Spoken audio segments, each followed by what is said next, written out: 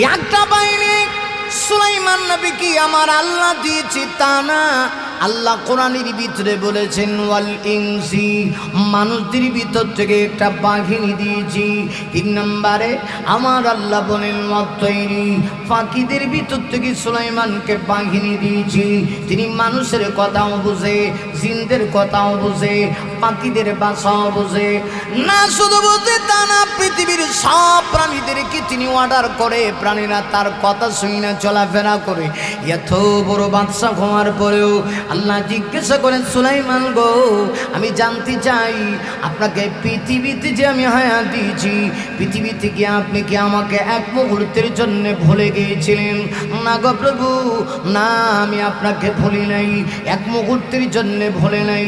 আচ্ছা ঠিক আছে, তাহলে তুমি দাঁড়াও, দেখো আমার সুলাইমান তোমার চাইতে কত ব্যস্ত, কিন্তু এক মুহূর্তের জন্য আমাকে ভুলে নাই। তোমার হিসাব হবে, এক পায়ে খাড়ায় থাকবা, ঠ্যাংলারা সারা করো না। আচ্ছা খাড়াও। ঠিক ঠিক সেই সময় আল্লাহ আরেকজনকে ডাকবে। আরে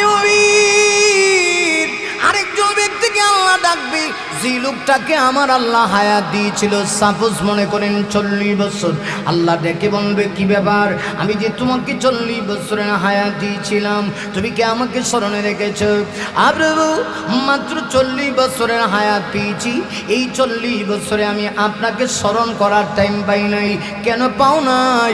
আল্লাহ গো, আমি বড় অসুস্থ ছিলাম, মাঝে মধ্যে আমি অসুস্থ হয়ে যাইতাম, 6 মাস সুস্থ আর 6 মাস আমি অসুস্থ থাকতাম, তাহলে আমি আপনাকে কেমনে স্মরণ করব? আল্লাহ তখন লাগ দিয়ে বলবে, তোমার চেয়ে তো আরো বেশি অসুস্থ পৃথিবীতে অসংখ্য মানুষ ছিল, ওরা তো আমি আল্লাহকে ভুলে নাই। ঠিক সেই মুহূর্তে আমার একজন পয়গম্বরকে ডাকবে। ওই পয়গম্বরের নাম হলো হযরত আইয়ুব আলাইহিস সালাতু ওয়াস সালাম। আইয়ুব নবীকে আল্লাহ অসুস্থতা দিয়ে পরীক্ষা করেছিল। তাফসীরে বর্ণনা এসেছে, আইয়ুব নবী শুধুমাত্র অসুস্থতা দিয়ে পরীক্ষা করেছে তা না, বরং আল্লাহ সম্পদ দিয়েও আইয়ুব নবীকে পরীক্ষা করেছে। আরে আইয়ুব আলাইহিস সালাতু ওয়াস সালাম একদিকে তিনি ছিলেন বাদশাহ, অন্যদিকে তিনি ছিলেন পয়গম্বর। হযরত আইয়ুবকে আল্লাহ এমনভাবে পরীক্ষা করেছে, একটু খেয়াল করেন। শয়তান একদিন আল্লাহকে ডাক দেয়া কয়, প্রভু আপনার আইয়ুব আপনাকে স্মরণ করে কেন জানেননি? আপনার আইয়ুব সুখে আছে, আপনার আইয়ুবের সম্পদের অভাব নাই, ধন সম্পদের অভাব নাই, পরিবারের সন্তানাদির অভাব নাই গো। আইয়ুব নবী 8টা বিবাহ করেছিল, অতএব আপনার আইয়ুবী কারণে আপনাকে স্মরণ করে, সুখে আছি স্মরণ করে, দুঃখী থাকলে আপনাকে স্মরণ করবে না। আল্লাহ ডাক দিয়া কয় না, না রে শয়তান না, আমার আইয়ুবকে যদি আমি কঠিন থেকে কঠিন পরীক্ষাও ফেলে দেই, আমার আইয়ুব আমাকে ভুলবে না। আমার আইয়ুব সুখের দিনই যেভাবে আমাকে স্মরণ রাখছে, দুঃখের দিনেও আমাকে স্মরণ রাখবে। আল্লাহ তাহলে একটু পরীক্ষা করা হোক। আল্লাহ কয় ঠিক আছে, তোমাকে সুযোগ দিয়ে দিলাম, তুমি যা ইচ্ছা তা করো, পরীক্ষা করো, জাস্টিফাই করো আমার আইয়ুব বিপদে পড়ে আমাকে বলে যায় কিনা। আল্লাহর পক্ষ থেকে অর্ডার পাইয়া আরে শয়তান এবার আইয়ুব নবীর পিছনে লেগে গেছে। তিনি তো একজন বাদশা ছিলেন। শয়তান এবার ডাক দিয়া কয়, আল্লাহ গো, আমি তার বাদশাহীর উপরে প্রথম পরীক্ষা করতে চাই। ঠিক আছে করো। হযরত আইয়ুব নবীকে এত বড় ক্ষমতাশীল বাদশা আল্লাহ বানাইছিল। আইয়ুব নবীর বিশাল বড় একটা উটের পাল ছিল। সুবহানাল্লাহ। কিসের ফাল? উটের ফাল। শয়তান কয় তাহলে এই উটের ফালে একটু ভাইরাস লাগাই দিই। ভাইরাস, আমরা দেশে ভাইরাস আইসেন না কিছুদিন আগে, নাম কি, পালে গিয়া ভাইরাস লাগাই দিস। আরে যেমনি উটের মালের ভিতরে ভাইরাস লাগাই দেওয়া হয়েছে, সাথে সাথে আইয়ুব নবীর উটের পালের ভিতরে যতগুলি উট ছিল সবগুলি উট একসঙ্গে মারা গেছে। আইয়ুব নবীর কাছে খবর আসছে, ও পয়গম্বর, আপনার উটের পানির ভিতরে হঠাৎ করে একটা ভাইরাস লেগে সবগুলি উট মারা গেল, এতে আপনি কি খুশি হয়েছেন? আল্লাহ পরীক্ষা নিতে চায়। হযরত আইয়ুব নবী ডাক দিয়া কয়, অবশ্যই আল্লাহ দিয়েছে, আল্লাহ নিয়েছে, এতে আমার কি সমস্যা? আমি এজন্য জবানটা খুলে পড়ছি আলহামদুলিল্লাহ। আল্লাহু আকবার, আরো জোরে আল্লাহু আকবার। শুকরিয়া জানাই আল্লাহ, শুকরিয়া জানাই তোমায়, ও সোহাই বান্দা মোরা, বেঁচে আছি তোমার দয়ায়, ও সোহাই বান্দা মোরা, বেঁচে আছি তোমার দয়ায়। শুকরিয়া জানাই আল্লাহ, শুকরিয়া জানাই তোমায়, ও সোহাই বান্দা মোরা, বেঁচে আছি তোমার দয়ায়, ও সোহাই বান্দা মোরা, বেঁচে আছি তোমার দয়ায়। কার দয়া বেঁচে আছি? একটু জবানটা খুলে বলেন, বলেন আওয়াজ করে, কার দয়া? দু চকা বরে স্বপ্ন দিলি, বেঁচে থাকার আশা দিলি, ফুলে ফলে সাজিয়ে দিলি, ফুলে ফলে ফুলে ফলে সাজিয়ে দিলি, সিকিদ শ্যামল সোহাই, শুকরিয়া জানাই তোমায়, শুকরিয়া জানাই আল্লাহ, শুকরিয়া জানাই তোমায়, ও সোহাই বান্দা মোরা, বেঁচে আছি তোমার দয়ায়, ও সোহাই বান্দা মোরা, বেঁচে আছি তোমার দয়ায়। আসলাম এই পৃথিবীতে তোমাদের কি ফলো যদি করতে হয় রে মা, আমার মা রহিমাকে তোমরা ফলো করো গো মা। কেমন স্বামী ভক্ত মুমিন রে, রহিমা সে ডাক দেয়া কয়, স্বামী গো, আগো স্বামী, আপনাকে সবাই ছেড়ে চলে যেতে পারে গো, কিন্তু আমি ছেড়ে চলে যাব না। কারণ আপনার সুখের দিনে ছিলাম আমি, আপনার দুঃখের দিনেও আমি পাশে থাকতে চাই। আমাদের সমাজেও দেখবেন মা বোনেরা আপনাকে ছোট করার জন্য বলছি না। আপনার স্বামী যখন সুখী, টাকা পয়সা অর্থবিত্ত আছে, আপনি স্বামীর পাশে থাকেন, স্বামীকে ফার্ম দেন, কিন্তু যখন টাকা পয়সা সব হারায়, স্বামী এখন রাস্তার ফকির, আপনি স্বামীকে পরিচয় দিতে পারেন না। মা গো, কিয়ামতের কঠিন ময়দানে কিন্তু আল্লাহর সামনে তোমাকে দাঁড়ানো লাগবো, ঠিক নেই? আরো জোরে কোন, আরে ওই আইয়ুব নবীর মোট 8 জন স্ত্রী ছিলেন, 7 জন স্ত্রী বিদায় নিয়ে চলে গেল গো, কিন্তু রহিমা যাইতে রাজি না। রহিমা এমন বংশধারী মহিলা, তাফসীরের একটি বর্ণনা এসেছে, রহিমা হলো ইউসুফ পয়গম্বরের বংশধর ছিলেন। ইউসুফ পয়গম্বর, যে ইউসুফ নবী কি আর আল্লাহ তাম পৃথিবীর 16 আনা সৌন্দর্যের ভিতরে 12 আনা সৌন্দর্য দান করেছে। এখন আপনাদের প্রশ্ন হতে পারে, ইউসুফ নবী কি আমার নবীর চাইতে বেশি সুন্দর? না রে মুমিন না, ইউসুফ নবীর সৌন্দর্য তার একটা বর্ণনা আছে রে। আমার নবীকে আল্লাহ এত সুন্দর করে বানাইছে, আমার নবীর সৌন্দর্যতার কোনো বর্ণনা দিয়া পৃথিবীর কেউ শেষ করতে পারবে না, ঠিক কিনা?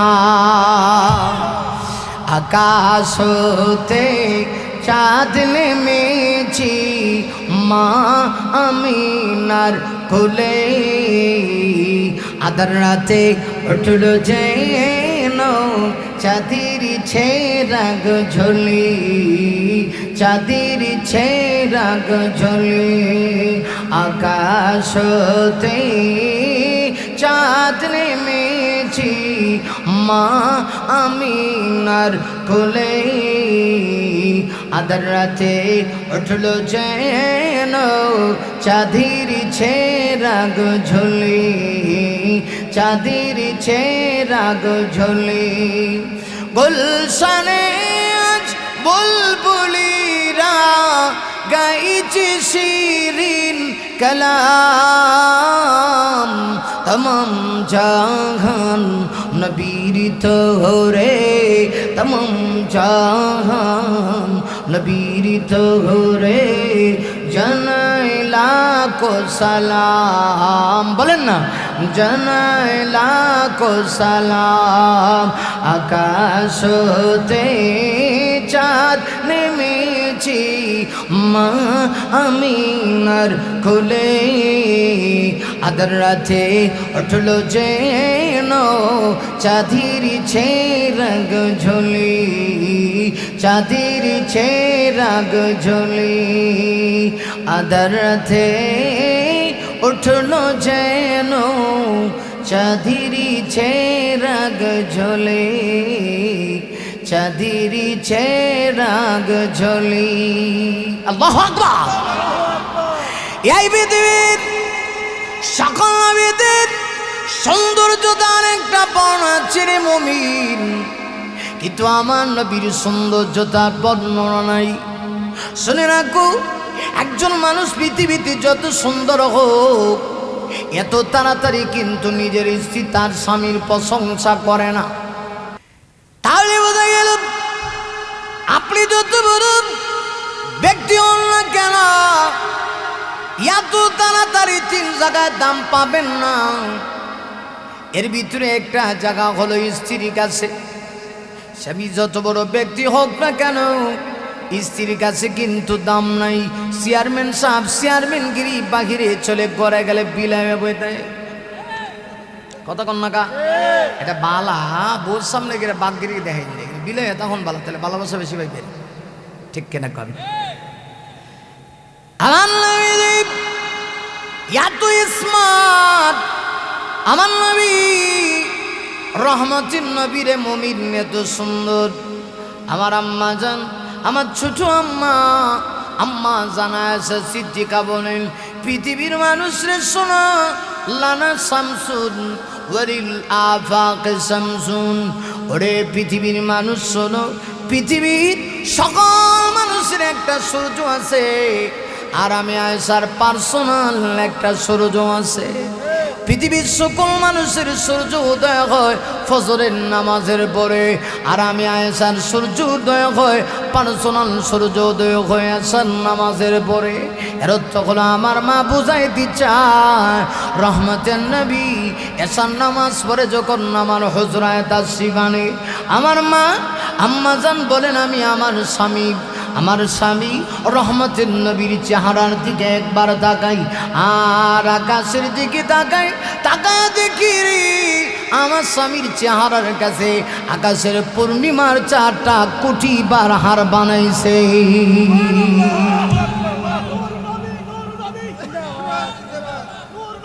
এই পৃথিবীর বানোয়ার সৌন্দর্য ইউসুফ নবীকে আল্লাহ দিয়েছি ইউসুফ নবীর বংশধর ছিলেন হযরত আমার মা রহিমা কত সুন্দর হইতে পারে কিন্তু রহিমা স্বামীকে ছাড়বে না গো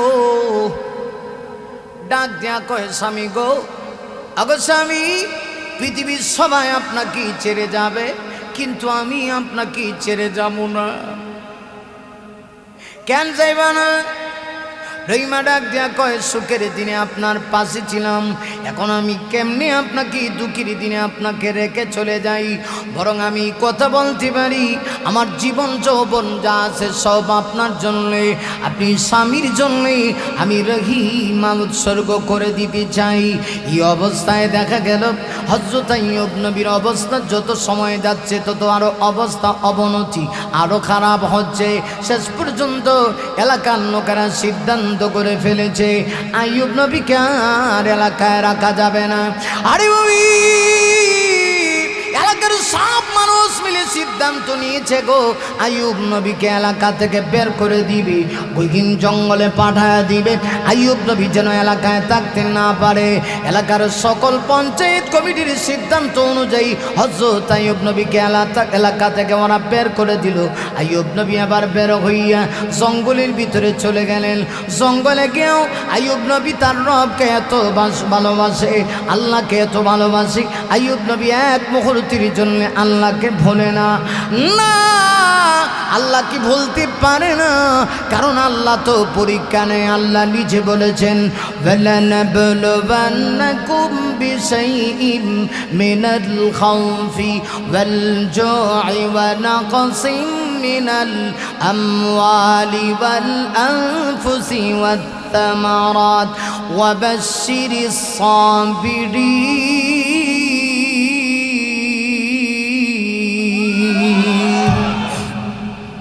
আরে আমিন, কি মনে করেছো নবীদেরকেও আল্লাহ পরীক্ষা ছাড়া আল্লাহ উত্তীর্ণ করে নাই? তুমি আমি পরীক্ষা ছাড়া বুঝি জান্নাতে চলে যাবো? এত সোজা না রে মুমিন। আল্লাহ বলেন অবশ্যই ওয়ালানাবলুওয়ান্নাকুম, অবশ্যই অবশ্যই আমি তোমাদেরকে পরীক্ষা করব। আরে মুমিন, আল্লাহ বলেন বিষয়ীন কিছু বস্তুর পরীক্ষা আমি আল্লাহ তোমাদের থেকে নিব। এক নম্বর হলো মিনাল খাউফি, আমি আল্লাহ ভয় দিয়ে তোমাদের থেকে পরীক্ষা নিব। মাঝে মধ্যে ভয় দিব, দেখবো ভয় আসলে তুমি আমাকে ভুলে যাও কিনা। দুই নম্বর হলো আল্লাহ বলেন ওয়াল জুই, আমি আল্লাহ তোমাদেরকে ক্ষুধা দিয়ে আমি পরীক্ষা করব।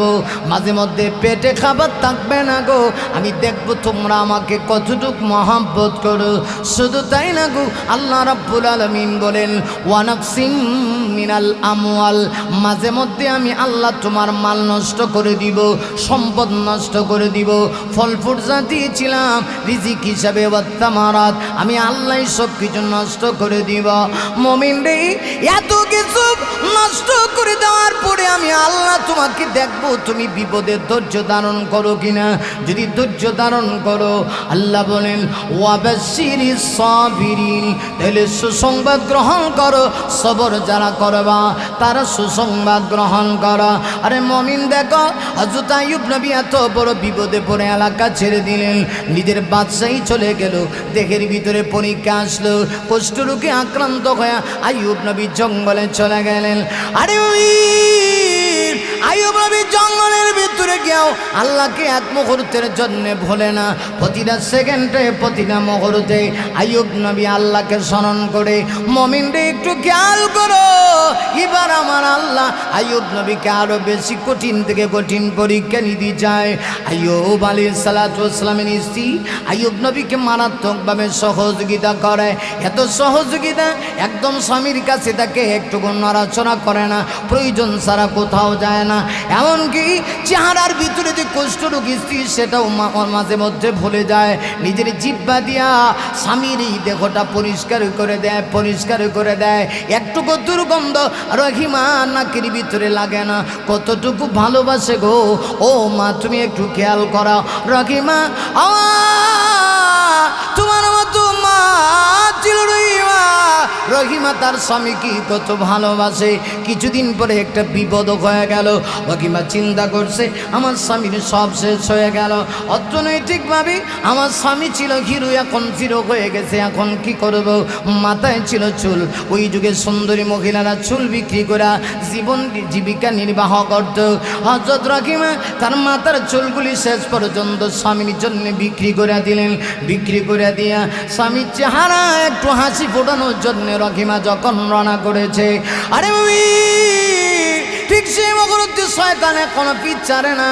শয়তান আইয়ুব নবীকে ডাক দিয়া আইয়ুব গো, খবর রাখছিনি আপনি এত কষ্টের ভিতরে পয়গম্বর, এরপরেও আপনি হারাম খান না, কিন্তু আপনার স্ত্রী নিজের স্ত্রী এলাকায় গিয়ে আপনাকে খুশি করার জন্য চুরি করছে। চুরি কইরা এলাকার মানুষ চুরির মধ্যে ধরা পড়ার কারণে আপনার স্ত্রীর মাথার সবগুলি চুল একদম কেটে দিছে। যদি বিশ্বাস না হয় আসলে পরে দেখবেন মাথার কাপড় সরায়া রহিমার মাথায় একটাও চুল নাই।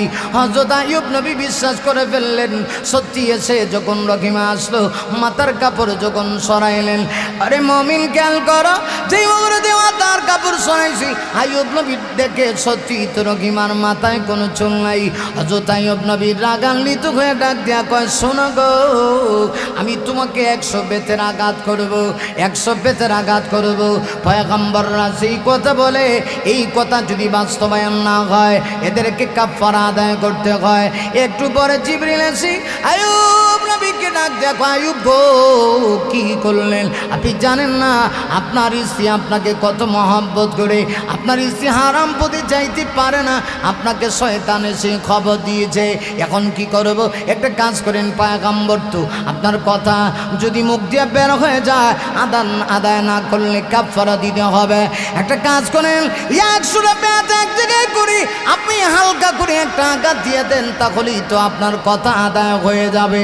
একটু চিন্তা করে দেখেন কেমন স্ত্রী আর কেমন স্বামী, একটু লক্ষ্য করে দেখুন। আরে ইয়ার পরে আমার আল্লাহর পরীক্ষা শেষ হয় না গো। আইয়ুব নবীর অবস্থা যত সময় যায় তত খারাপ হইতে আছে। শেষ পর্যন্ত দেখে গেল আইয়ুব নবীর পুরা দেহটা এমনভাবে পচে গেল, শরীরের হাড্ডিগুলি সবগুলি বের হয়ে গেল, হাড্ডি গুস্ত সব কিছু আলাদা হয়ে যাচ্ছে। হযরত আইয়ুব নবী আর পরেও একটা দিন আল্লাহর না খুশি নয়, আল্লাহর প্রতি তার কোনো নারাজি নয়। আইয়ুব নবী মাঝে মধ্যে নিজের হাত দিয়া পোকাগুলো এনে দেহের সঙ্গে লাগায় দেয় আর কয় খা খা রে খা, ইচ্ছা মতে খা, কারণ আল্লাহ তোকে সুযোগ দিয়েছে। আমার আল্লাহ যেটা পছন্দ লাগে রে, আমি আইয়ুবের সেটাই পছন্দ হয়। এরপরেও পরীক্ষা শেষ না। আইয়ুব নবীর কিছুদিন যাওয়ার পরে হঠাৎ করে একদিন এমন অবস্থা হয়ে গেল, আইয়ুব নবী তাকায় দেখে শুধু বডির ভিতরে পছন্দ ধরেছে তা না, জিহ্বার ভিতরে পছন্দ হতে শুরু করছে। যেমনি জিহ্বার ভিতরে পছন্দ হতে শুরু করছে গো, আইয়ুব নবী তখন আর নিজেকে কন্ট্রোল করতে পারলেন না। সূরা আম্বিয়ার আয়াত। আরে আইয়ুব আলাইহিস সালাতু ওয়াস সালাম তখন আল্লাহকে ডাক দিয়া বলেন, আইয়ুবা ইয নাদা রাব্বাহু আন্নী মাসসানি আদ-দুর ওয়া আনতা আরহামুর রাহিমিন।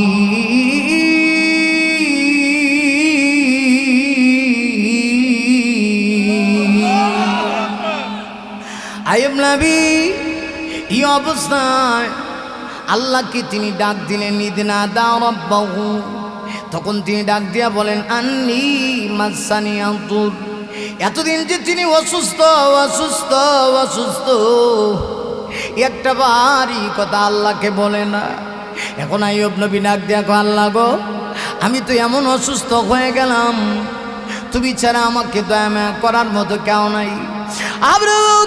আমার হাত পচে যাক, আমার পা পচে যাক, আমার দুঃখ নাই গো, আমার কষ্ট নাই গো, কিন্তু এখন যে আমার জিহ্বার ভিতরে পছন্দ হতে শুরু হয়ে গেল, আল্লাহ গো এই জিহ্বা দিয়া না আমি তোমাকে স্মরণ করি, এই জিহ্বা দিয়া না আমি তোমার জিকির করি, আল্লাহ সব কিছু তুমি নষ্ট করে দাও গো, আমার জিহ্বাটা নষ্ট করে দিও না। যেমনি আইয়ুব নবী কথা বলেছে, আমার আল্লাহর কুদরতি দুনিয়ায় জুস মারছে। ফাস্তাজাবনা লাহু ফাকাশাফনা মা বিহি মিন দুর। আইয়ুব নবীর এই কথার সাথে সাথে তিনি জবাব দিলেন, হযরত জিবরিল কি আমার আল্লাহ পাঠায় দিলেন।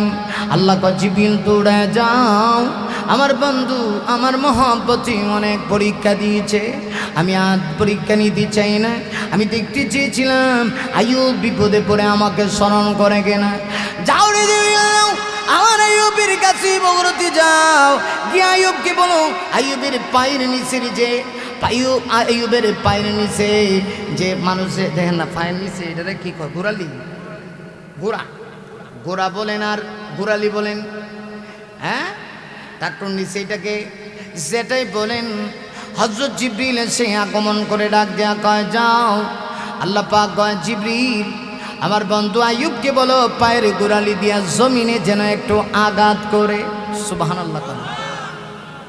জিবরিল ডাক দেখ, আল্লাহ গোড়ালিতে তো কিচ্ছু নাই, কেমনে আঘাত করবো, নাই তো, এটা তো খালি হয়ে গেছে, খাই লাইছে, কুষ্ঠরোগে আক্রান্ত করে এটাও শেষ। আল্লাহ তখন ডাক দেখো, জিবরিল এটা আমার ওয়ার্ডার, বলো একটু করতে। জিবরিল আইয়ুবকে একটু বলো পায়ের গোড়ালি দিয়ে জমিনের ভিতরে আঘাত করছি। আল্লাহ রাব্বুল আলামিন এই কথা ওই সূরার ভিতরে সূরা সাদের ভিতরে উল্লেখ করেছেন, উরকুদ বিরিজিলিকা হাদা মুগতাসালুম বারিদু ওয়া শারাব।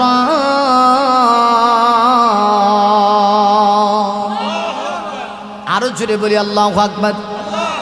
আরে ওই হযরত জিবরিল এসে ডাক দিয়া কয়, পায়ের গোড়ালি দিয়ে আপনি জমিনের ভিতরে একটু আঘাত করুন, এটা আমার আল্লাহর অর্ডার। আইয়ুব নবী অবশ্যই আল্লাহর উপর ভরসা করে পায়ের গোড়ালিতে কিচ্ছু নাই গো, জমিনের ভিতরে যেমনি একটু আঘাত করছে, আদা মুগতাসালুম বারিদুন ওয়া শারাব, এমনি তিনি তাকায় দেখে জ্বলনা চালু হয়ে গেছে। আইয়ুব নবী সেখানে গোসল করলেন। যেমনে গোসল করে আইয়ুব নবী ঝর্ণা থেকে উঠছি, অথবা কুয়া, একটা বর্ণনা এসেছে কুয়া। আইয়ুব নবী কুয়া থেকে যখন উঠছে, ওইটা দেখে উনি আগে যেমন সুন্দর ছিল তার চাইতে এখন বহু গুণে বেশি সুন্দর হয়ে গেছে। আগের চাইতে আরো বেশি স্মার্ট।